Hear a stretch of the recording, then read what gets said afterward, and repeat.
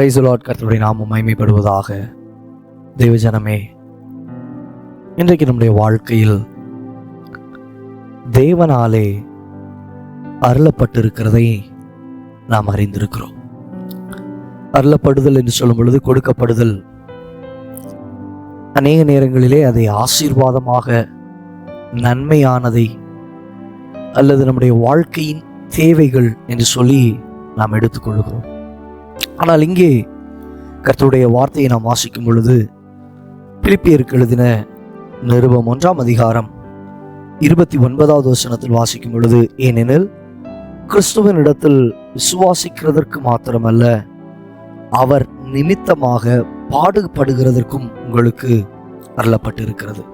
ஆம் தேவஜனமே, நம்முடைய வாழ்க்கையில் பாடுபடுகிறதற்கு அருளப்பட்டிருக்கிறது என்று சொல்லி நாம் அந்த இடத்திலே பார்க்கிறோம்.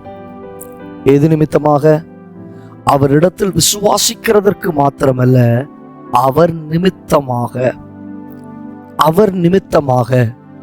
பாடுபடுகிறதற்கும், இயேசுவின் நிமித்தமாக பாடுபடுகிறதற்கும். இந்த லென்டேஸ்ல கர்த்தருடைய சமூகத்திலே 40 நாட்கள் உட்கார்ந்து ஜெபிப்பதற்கு நீங்கள் கடந்து வந்திருக்கிறீர்கள். ஒவ்வொரு நாளிலும் தேவ சமூகத்திலே நம்ம உட்கார்றோம், நல்லதுதான். எவ்வளவு நேரம் இருக்கிறோம் என்பது ரொம்ப முக்கியம். குறிப்பா இந்த நாட்களிலே ஆண்டவர்கிட்ட கேளுங்க, ஆண்டவரே, நான் ஏதோ ஒரு கிறிஸ்தவனாய் வாழ்ந்து விட்டு போவதை காட்டிலும் என் தேவன் நிமித்தமாய் பாடுபடுகிறதற்கும் என்னை நான் ஒப்பு கொடுக்கிறேன். அதான் பவுல் சொல்லும்போது சொல்லுவார், அவர் நிமித்தம் என் நேரமும் நாங்கள் கொல்லப்படுகிறோம், நாங்கள் நிந்திக்கப்படுகிறோம், அவமானமாய் எண்ணப்படுகிறோம். அப்ப இன்னைக்கு நம்முடைய வாழ்க்கையில் அப்படிப்பட்ட ஒரு நிலையில் நான் ஆயத்தமாய் இருக்கிறேனா? இதே பிலிப்பியர்ல நாம் வாசிக்கும் பொழுது, பின்பாக நாம் அந்த வார்த்தைகளை 3ஆம் அதிகாரத்திலே நாம் வாசிக்கும் பொழுது அந்த வார்த்தை சொல்லப்படுகிறது, என் இயேசுவை அறிகிற அறிவின் மேன்மைக்காக எல்லாவற்றையும் நஷ்டமாக நான் எண்ணுகிறேன். எப்படி ஆயினும் அவருக்காக எல்லாவற்றையும் நஷ்டம் என்று விட்டேன், குப்பையுமாக எண்ணுகிறேன்.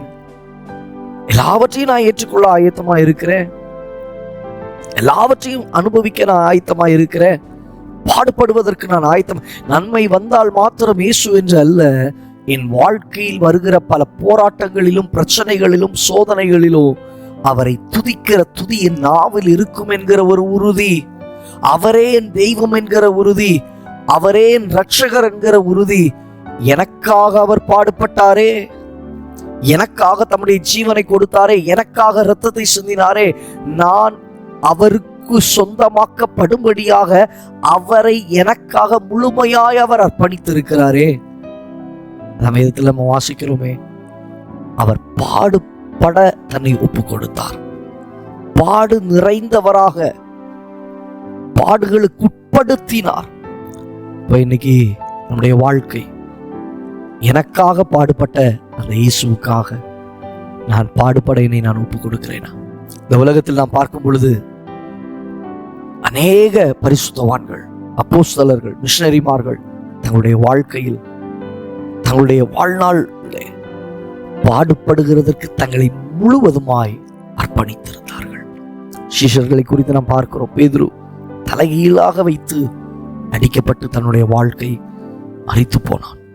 சீஷர்கள் எத்தனையோ பேர் தங்களுடைய வாழ்க்கையில் கொலை செய்யப்பட்டார்கள் என்று சொல்லி பார்க்கிறோம். தோமா கல்லெறி உண்டான், ஈட்டியினால் குத்தப்பட்டான், தன்னுடைய வாழ்க்கை அழிந்து போனது.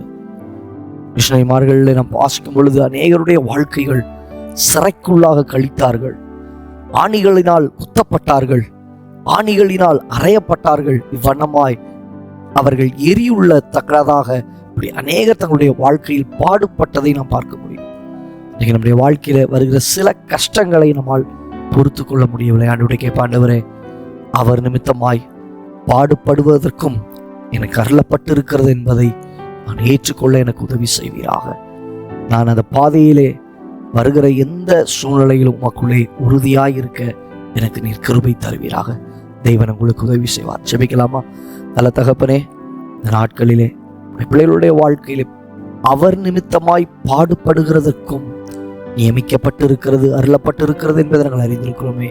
இந்த பாடுகளை சகிக்க என் தேவன் நம்முடைய பிள்ளைகளுக்கு உதவி செய்யும். தாழ்த்தி ஒப்புக் கொடுக்கிறோம் இயேசுவின் நாமத்தில் பிதாவே, ஆமென். ஆம் தேவ ஜனமே, பாடுகளுக்கு உட்படுத்தப்பட்ட உங்களுடைய வாழ்க்கையில் ஒரு மாற்றத்தை தேவன் கட்டளையிடுவார். இந்த பாடுகள், இக்காலத்து பாடுகள் வரப்போகிறதான மகிமைக்கு அது ஒப்பானதல்ல என்று சொல்லி பார்க்கிறோம். அந்த மகிமை மேலானது. கர்த்தர் உங்களை ஆசீர்வதிப்பார். God bless you.